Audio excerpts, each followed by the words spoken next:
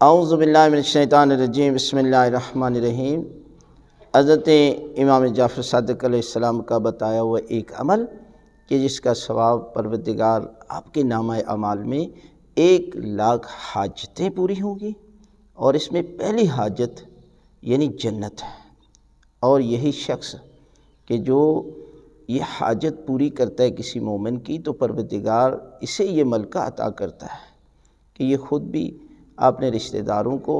اپنے دوست احباب کو جنت میں لے کر جا سکتا ہے۔ مولا کائنات حضرت علی ابن ابی طالب علیہ السلام فرماتے ہیں کہ ایک مومن کی حاجت کے لیے صرف کوشش کرنا، تو پروردگار اسے ثواب 9,000 سال کی عبادت اور 9,000 سال کے روزے کا ثواب اور 9,000 سال کی راتوں کو شب بیداری جتنا ثواب جو ہے وہ پروردگار اس کے نامہ اعمال میں لکھے گا۔ حضرت امام حسین علیہ السلام فرماتے ہیں کہ سائل کا تمہارے دروازے پر آنا یہ اللہ کی عظیم نعمتوں میں سے ایک نعمت ہے، لہذا اگر مومن